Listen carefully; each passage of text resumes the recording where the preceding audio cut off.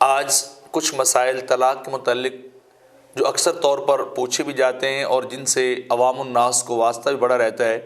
اور ان کا کوئی درست جواب نہ ہونے کی وجہ سے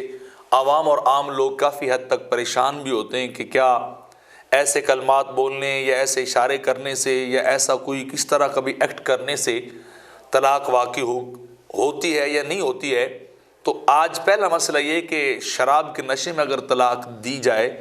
تو کیا وہ شرابی شوہر کی طلاق واقع ہو جائے گی یا نہیں ہوگی۔ تو شرعاً اس کا جواب یہ ہے کہ اگر کوئی شوہر شراب کا عادی ہے یا ویسے وہ کسی وقت شوقیہ شراب پی لیتا ہے، اللہ اعوذ باللہ، اللہ بچائے، اور وہ اگر اپنے نشے کے اندر اپنی بیوی کو 3 طلاقیں دے دیتا ہے تو اس کی طلاق واقع ہو جائے گی اور وہ عورت اس کے اوپر جو ہے وہ حرام ہو جائے گی اور ان کا نکاح جو ہے اس طلاق کی وجہ سے ٹوٹ جائے گا۔ نشے کو ہم کوئی عذر معذور نہیں بنا سکتے، نہ ہی شریعت اس بات کی اجازت دیتی ہے کہ انسان نشہ کرے، شراب پیے یا کوئی اور چیز طرح کی وسکی یا الکوہل پی کر الکوہل وغیرہ پھر انسان کا وہ عذر معذور نہیں بنتا اور طلاق واقع ہو جاتی ہے۔ اور دوسرا مسئلہ یہ ہے کہ اگر ایس ایم ایس پر طلاق بھیجی جائے بیگم کی طرف یا وائس میسیج واٹس ایپ پہ یا کسی اور اس طرح سوشل میڈیا ایپس کے اوپر اگر کوئی بندہ بذریعہ آواز یا بذریعہ ایس ایم ایس اپنی عورت کو طلاق بھیجتا ہے تو کیا وہ طلاق ہوگی یا نہیں ہوگی۔ تو اس کے ذریعے سے بھی بھیجی کی طلاق واقع ہو جاتی، چاہے آپ ایس ایم ایس ویسے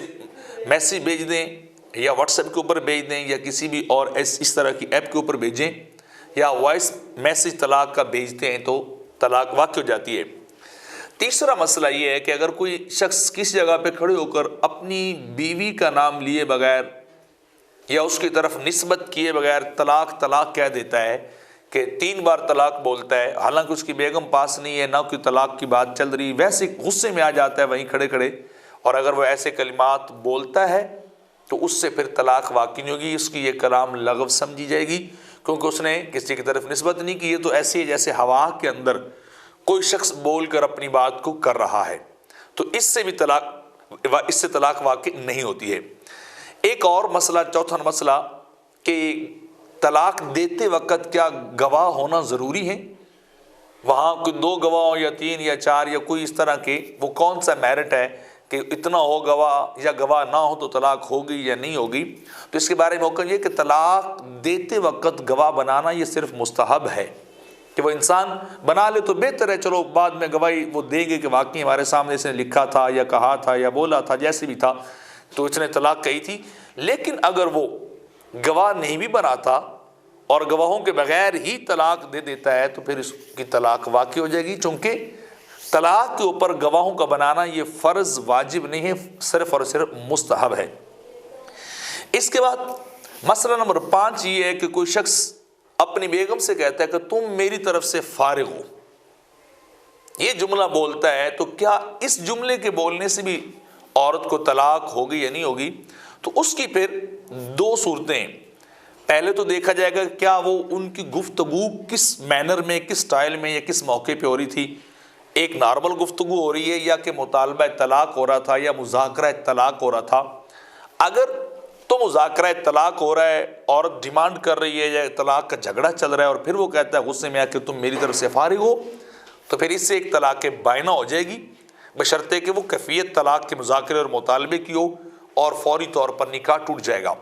لیکن اگر مذاکرہ طلاق نہیں ہے،